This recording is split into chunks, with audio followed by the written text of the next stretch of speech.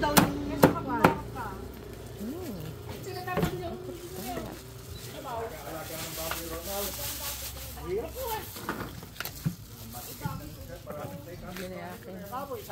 Jet Angel yan. Oo, in-order na niya. Walahin mo na si Ma'am Nancy. Ano yung kanya? Yan po. Sa susunod niya, pagka andyan si Marco, order ako ng paan. 440 po. Grabe.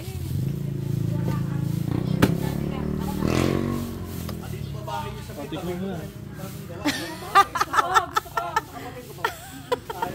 Ayaw, kaya talaga. Ay, talaga siya makain ng baboy? Hindi po siya Makain mahilig. po ko baboy, pero hindi lang po ako mahilig. Ikaw, hindi ba? Maya. Kaya picture mo na. Oh, hindi. Sige. Binibidyo na nga kita eh. Ma'am, ito. Medyo makapal. Ay lang, di ba yung makain na? Ang po konti-konti. Dito ba high blood?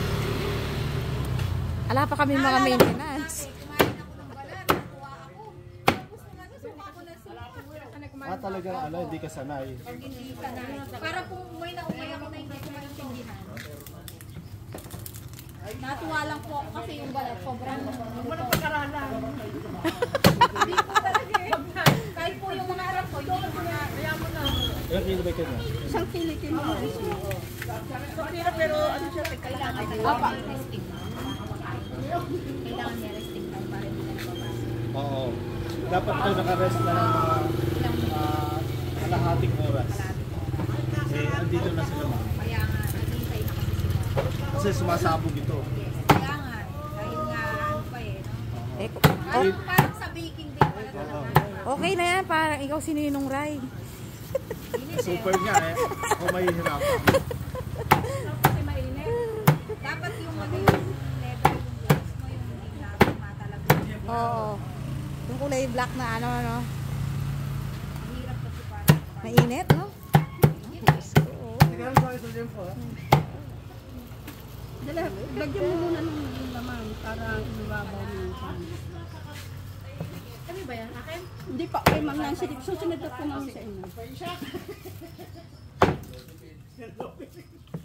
Meron ako dyan at basati, kapto pril, ano ba gusto nyo? Ready ko. Kompleto si Karen. Kompleto ba?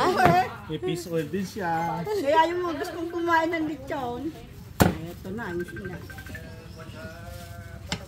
Ang dali lang. Sabi kasi mainit. Hello? Wait lang! Kahahango pa lang eh. Ah, sige, padadala ko. Sige.